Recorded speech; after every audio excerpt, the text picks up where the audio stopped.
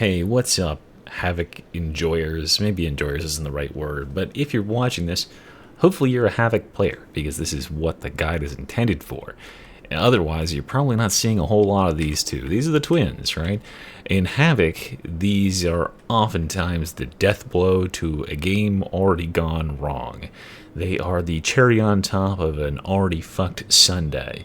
So we are going to be talking today about how best to deal with these twins so they don't end your run. And I promise you that they are actually not that scary at all. Players complain about them being overpowered and overwhelming, and a lot of that comes down to they hit so suddenly and they are so aggressive and they can put out so much damage and make the area so much more chaotic that oftentimes you don't necessarily know what to do with them. So we're going to tackle them one at a time, and then we're going to talk about how they play off of each other and how to strategize against the two of them. Now, notably, you can't have shields for them in the Psychanium for some reason, so we'll talk about that in the hypothetical, and I'll show gameplay clips of in actual Havoc games when we get to that point. But let's just first go ahead and start talking about the melee twin. Alright, this is Rinda, the melee twin, and yeah, she's a heavy woman. She makes quite a lot of noise and she's stepping around. So the problem with Rinda, the thing that makes Rinda so deadly to players is that she is lightning fast. I mean, she's this fast, right? That is pretty much the crux of the problem with her. So she gets onto a target, she kind of picks randomly or whoever is closest at the start of the engagement, and she will go on them forever until they are dead. And that can be exploited to our advantage if the player who they're targeted on can survive for long enough. The problem is surviving, right? Because she will slash, like do this huge slash. She's got this multi-thrust attack. She can kick you and throw you off balance. She's all pure aggression, and when you get away from her, she closes the gap and resumes doing more of the same. The way that you die to Rinda is just not even realizing she's on you and having her kill you in the first second or two, or she pushes you backwards over and over again because you're stuck parrying her attacks and have no room to get attacks in, and she pushes you into a corner and into some enemies, and boom, then you're dead.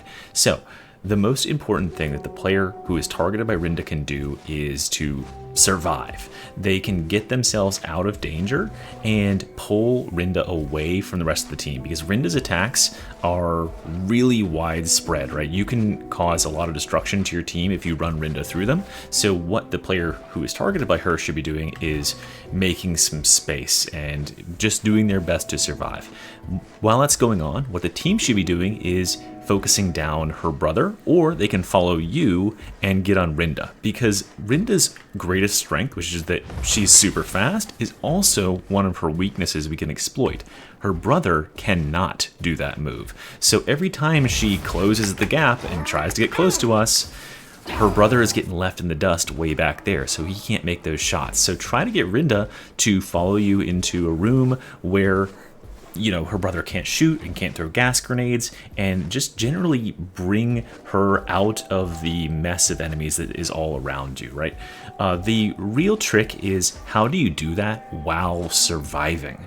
And that is something that I've taken a good amount of time here to develop a strategy for. I've got like a defensive slash movement technique that I'm going to attempt to teach you. I do have to concentrate a lot for it though, so I can't speak while I'm doing it, but if you want, just pause the video here, or timestamp the video here and get out your notepad so that you can record it. I'll also put my inputs on the screen, and I swear if you just repeat these inputs exactly, she can't get a single hit on you. And I'm playing as Psyker, the slowest class and the weakest class against bosses, and this is just to demonstrate how even the lowly Psyker will take 0 damage if you manage this technique correctly. Okay, so what I'm going to do is I'm going to turn off her, or I'm going to turn on her AI here in a second, and she's going to come at me, and then I'm going to initiate the technique. All right, 3, 2, 1, go.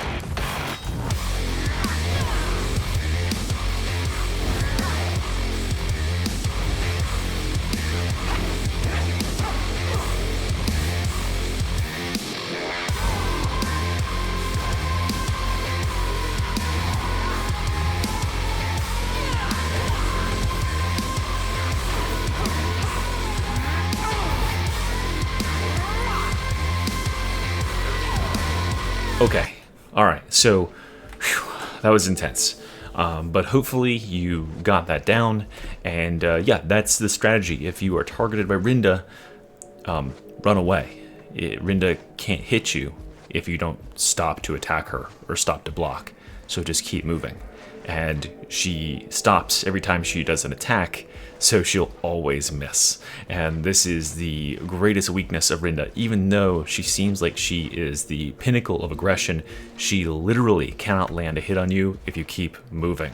So use that to your advantage and bring her well away from every other enemy in the group. Now, this only applies if you have plenty of room to move around in, right? But on many maps, you can run back a long, long way, and I highly encourage you to do that. We'll talk in a minute about what happens if you are stuck in an enclosed space with her and her brother and what strategy you should use then. But first, let's go and talk about how to deal with her brother. Alright, let's talk about the boy twin of the group. He is dangerous for 3 reasons. Well, he only has 3 attacks, so I guess those are the 3 reasons, right? The number 1 reason is these stupid things, the little tox bombs. They last forever, and players don't seem to know how they work. Now, they're extra dangerous to Ogrins, which is why I've chosen Ogrin to demonstrate this, because he has such a large hitbox. But what you should remember is that they are only dangerous in that literal instant where it goes boom, not in that lingering effect after. So if I wait, I can walk directly into this and take a nice big huff of the fart gas, and I am perfectly fine. So don't be alarmed by the lingering effect. You can just run straight through that. You are perfectly okay. The other things you should be aware about are his attack patterns. When he isn't throwing his bombs, like a little asshole, this also takes about 3 seconds to warm up. He has this flash of light. The flash of light is your time to dodge, right? Flash, dodge. It's about like a half-second pause you'll want to do. Now, when you get into close quarters on him, a little bit closer than this, he's going to try to kick you in the face. And this is why, I mean, like for both of the twins, I really recommend ganging up on him, is because when you get in close, he'll kick you and he'll push you away. Do the thing, or he'll shoot you. There it is. So kick you and he'll push you away, and then he'll hit you with gas bombs, and that'll push you away. And if you don't have enough people doing enough things, eventually the arena will fill with gas bombs, and then you'll have a really hard time getting to him and fighting him.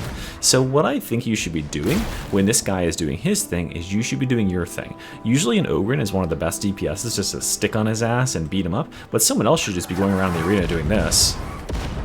And just clearing every bomb by walking on the very edge of it and walking away. This just keeps the arena clear for everybody, so that if you are not paying attention and make some sort of mistake, you can just not be punished for making that mistake in positioning. And it's also going to help you, you know, later on. So that's a good investment of time. Have your ranged attacker class be doing that while they're shooting into him. That's a perfectly acceptable use of time right there. But at the same time, remember that both of these twins, when their shields are down, can be staggered. And that's honestly the best way to deal with him, because when he is attacking, just like his twin sister, he's just really, really annoying. He's going to be kicking you away, he's going to be shooting you, but if he can't do any of that because he's knocked down on his ass, all of that goes away, and you get to put in some serious damage on him. And there is no cap on CC. Like, if you have a let me show you here. What's my key for it? Is it down? Yeah, there we go. So you can see I can CC him, and then, well, he wasn't stood up yet, but I can CC him again and again. Right, I can charge him down again, right? So he'll get CC'd repeatedly, unlike the captains who are basically get like 1 CC before their shields are back up. These guys' shields stay down a really, really long time. So if you have multiple forms of CC, like Shout or Chorus, you can stagger all of that and really, really beat him up. The same thing applies to his sister as well. So that's everything there really is to say about Rodin. He's honestly not that dangerous once you get him away from his sister, and just make certain that whoever he's targeted on, whoever he's looking at, is dodging on timing with the beat. Every time you see that flash, wait a half second, quarter second, then dodge, and you will be okay. And that's the whole strategy for him. Let's go back to his sister and talk about her attack patterns, and then we'll talk about how to deal with them in tandem. Ow. Okay, so here we are back with Rinda. I'm going to show you a few attack patterns that we can exploit to get some damage in, and then we're going to talk about how to deal damage to these twins in general and to deal with them both in a situation where you don't have infinite kite space. So this is, the same strategy as we employed before, right? The simple running away, the mystery strategy, just literally face away from her and run away. You can use this opportunity to like club and beat other stuff down. Just keep an ear out for when she's coming in to attack so that you don't get like hit when you're slowed down. You could be like reloading or whatever else you need to do in order to get some damage done and clear away while you are making your way through. Now you could also use this time to charge up your ultimate, because whenever her shields are down, she is fully CCable, just like her brother is. So buy some time, get your ultimate up, and then go on the offensive after she's been CC'd. She's really easy to kite out as a psyker, honestly, because you could stack up flames on her and then use a Venting Shriek, I suppose. Pretty much any class is a pretty easy time kiting her. Now, if you want to stand and fight her, she does have some exploitable openings. Right before that attack, she has openings for usually about 2 swings. And then after this one, whenever she's finished with it, you can get 1 more swing in here. So I can get 1 there before she goes in for another attack. You really don't want to get caught by that one. So that's my opportunity for 2 attacks there. Another 1 attack. Right, anytime she has a pause where she has to stand up straight, good time to get like 1 or 2 attacks in tops. But I would really honestly, because she is so aggressive, I would really honestly wait for those cooldowns to come off where you can actually stagger her and make it so that she can't attack you back. That's the key for both of the twins, quite honestly. Now, let's talk about both of the twins, both of them together. What is the general strategy for dealing with them as quickly as possible? The number one thing we have to understand is how the twins operate differently than a captain, for instance. I think a lot of people are very comfortable with how captains work. You break their shields and you have 1 of 2 options, right? There is a timer on the captain's shields being broken, where after a while, he will simply regenerate his shields on his own instantly to full. Or if you deal a certain amount of damage before that point, he will regenerate the shield no matter what. So you saw there, it's about 25% of his HP, and he'll regenerate his shield. And so this annoys a lot of players, right? To the point where it seems like he's regenerating shields like every second, but that's because he's reaching those gating points every quarter of his health where it says, okay, instantly shield up here. Now, if you do a bunch of damage in 1 big hit, say with Thunderhammer, you can skip all of that, and that is one of the best ways to deal with these captains. But the twins are different. The twins don't have that shield gating threshold, so beating them up is absolutely what you want to do. You don't have to worry about doing big solid single hits. You just have to worry about dealing enough damage within that time span, and the time span is 12 seconds. So start an internal timer in your head, but once you break a twin shield, you have 12 seconds to do as much damage to them as possible. But damage isn't the only thing you can do to them. The other thing you can do to them while their shields are down, as I've said several times, is crowd control. And they are fully crowd controllable, which means that you can use abilities like Shout, Ogren's Frag Bomb, and Psyker's Void Blast Staff to actually send the twins sprawling and kind of push them a good distance, at least about 5 to 10 feet. And that means, obviously, you can throw them off of edges, which is always a nice way to instantly win a twin encounter. This is easiest on Rinda, because Rinda will chase you right up to an edge, and as long as you're careful not to get pushed off yourself, you can turn the tables on her and send her to a falling doom. Now, the real trick is bringing Chorus, because Chorus is just the pause button for the twins. No matter whether they have shields or not, Chorus will hold them in place as they do a little seizure every time the pulse comes out, and your team can just give them the beatdown while it's going on. But there is a trick with Chorus that many players don't seem to know, and you can see it in this clip, which I'll repeat here. What I'm doing is I'm holding my Chorus until the twins' shield is broken, because if your Chorus is active, the twins' shields cannot drop below 1 the first time they are broken. After that, it seems to work just fine for some reason, but for whatever reason, the first time the twins engage you and you use Chorus, if you DPS their shields down, it will go no lower than 1, and therefore you can't damage their health until the Chorus is over. So I hold it as long as possible so that my team can break the shields, and then I use Chorus to hold her still while the team obliterates her. Okay, and so finally we need to talk about what happens when you are trapped in an enclosed space with the twins. As we said before, if you have plenty of room, all you need to do is get the melee twin as far away from the ranged twin as possible, pick one and go on them.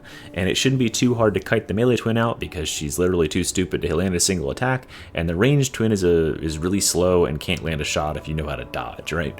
But occasionally what will happen is you'll be progressing through a map, you'll go over, drop down, and boom! Twins are on you. And then you need to back up as much as possible, because if you advance any further in the map, you're going to pull passive spawns in the map like crushers and bulwarks and stuff that's just going to make your life a living hell. You're going to be surrounded by specials, and you might even trigger more bosses. So if you hear the twins, the shield charging sound, the boom, that the captain shield engaging sound, that's the key that the twins are about to hit you, and that's the key to start backpedaling as much as possible so that you don't pull anything else onto your situation. But when you backpedal, what's going to happen is you will eventually end up at a dead end. And what do you do then? Well, I think the clip that I just showed a second ago is a perfect example of what happens. Now, that wasn't a dead end, but what would happen if you were in that situation, right? So here's your team that's in the room. One person is targeted by Rinda, the melee twin. So she comes in and she is just going to go on this person. Here she is as the M. She's going to go on them hard. And then the ranged twin, because they are ranged, they are going to get to a position where they can see the target they are shooting at. So if you are that target, if say this is you right here, and you're DPSing Rinda, and the ranged twin is shooting you, well, look at this. The ranged twin can see you through this door. They don't have to get anywhere near you, and they can just blast you from a mile away. The additional problem you're incurring by doing this is that your allies are right here too. So if you time a dodge and get out of the way, well, maybe your ally doesn't, and that bolt hits them instead. And maybe both of you get hit because it's a plasma gun and it goes through all the targets in a big long line. It's also not a very thin shot either, so it's pretty easy to get whopped by his shots. So what you need to do if you are targeted, if you figured out that you are the target of the ranged twin, is to move into such a way that the ranged twin has to come and look at you, and also in such a way that you aren't in line with your team. So now he's got to advance and put himself into a more disadvantageous position where you can very easily get to him and beat him up. And then if he misses shots or if he hits shots, he's shooting this way instead of through your whole team who is dealing with Rinda. Now in this close quarters that you have here, my preferred target is always the melee twin. I go on her first because she causes more chaos and because her attacks will hit everybody that's around her because she has so much cleave. So usually she's just better to get rid of. And the extra, good thing about this is most teams, especially on Havoc, are running bubble. Bubble is very, very good at this situation because if you bubbled right here, now the ranged twin can't do anything at all because all of his attacks are going to bounce off that bubble, and you're getting regen for everybody. You could also bubble the door, right, which stops him from doing anything entirely, but I think it's better to bubble your team up.